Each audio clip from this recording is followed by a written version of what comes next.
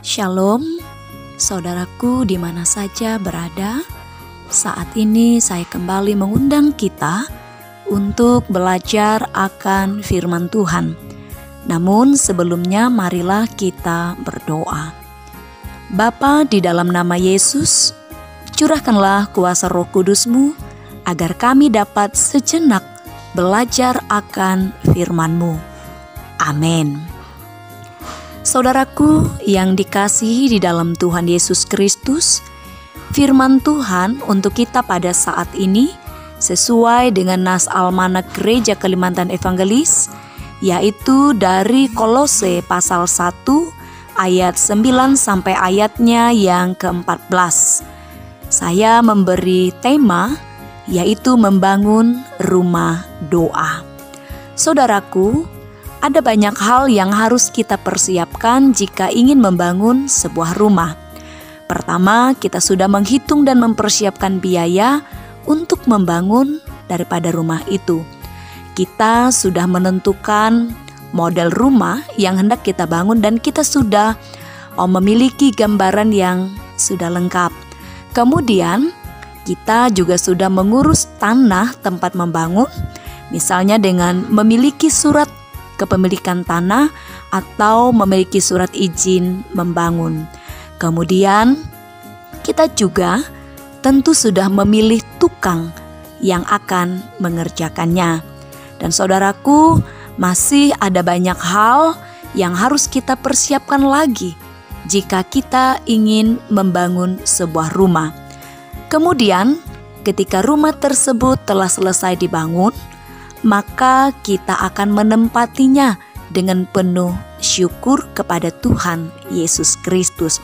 Selanjutnya, kita akan mendiami rumah tersebut bersama dengan keluarga kita. Di dalam rumah itulah keluarga kita akan bertumbuh. Saudaraku, mari kita belajar dari kitab Kolose pasal 1 ayat yang ke-9 hingga ayat yang ke-14 tentang bagaimana caranya agar keluarga kita dapat bertumbuh di dalam Kristus.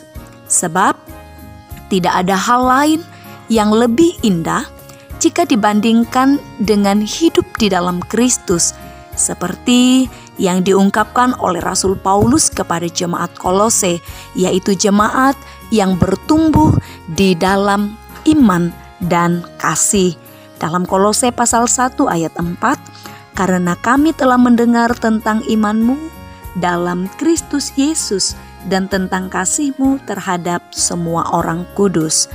Demikian, Rasul Paulus terus meneguhkan jemaat Kolose melalui doa yang tiada hentinya kepada Tuhan Yesus Kristus bersama rekan-rekan sepelayanannya bagi orang-orang kudus di Kolose, yaitu dalam Kolose pasal 1 ayat yang kedua, kepada saudara-saudara yang kudus dan yang percaya kepada Kristus di Kolose. Demikian Bapak Ibu, saudaraku yang kekasih di dalam Tuhan. Saudaraku, untuk bertumbuh di dalam Kristus, Rasul Paulus membangun rumah doa terlebih dahulu. Demikianlah yang saya ajak agar kita renungkan bersama-sama dalam perenungan ini. Membangun rumah doa adalah yaitu menjadi orang yang tidak pernah berhenti berdoa. Artinya, dalam hela napas ini kita terus berseru kepada Tuhan Yesus Kristus. Kita terus memohon hikmat-Nya, kita terus meminta petunjuk-Nya, kekuatan-Nya.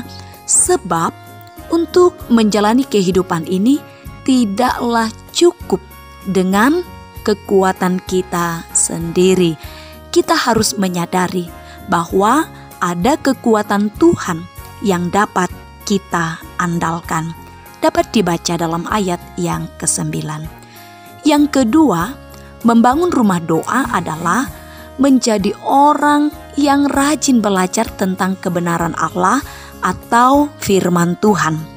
Dengan belajar tentang kebenaran Allah, kita telah menaruh kekuatan dalam diri kita, seperti menaruh lampu yang bercahaya terang dalam sebuah rumah. Demikian kita menerangi hati kita dan hidup kita dan mengusir kegelapan.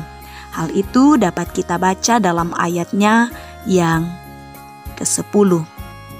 Yang ketiga dan terakhir, membangun rumah doa adalah membangun ketekunan dan kesabaran dengan mengucap syukur dengan sukacita atas kehidupan kita dan yakin akan karya keselamatan di dalam Yesus Kristus bagi seisi rumah kita. Dapat kita baca dalam ayat 12 hingga ayatnya yang ke-14. Demikianlah saudaraku, bagaimana caranya agar keluarga kita dapat bertumbuh? Bangunlah rumah doa kita, sebab membangun rumah doa adalah membangun kekuatan dalam diri kita dengan tidak berhenti berdoa, dengan belajar akan firman Tuhan, dan senantiasa tekun dan sabar, bahkan setia mengucap syukur. Tuhan memberkati seluruh kehidupan dan seisi rumah kita. Amin.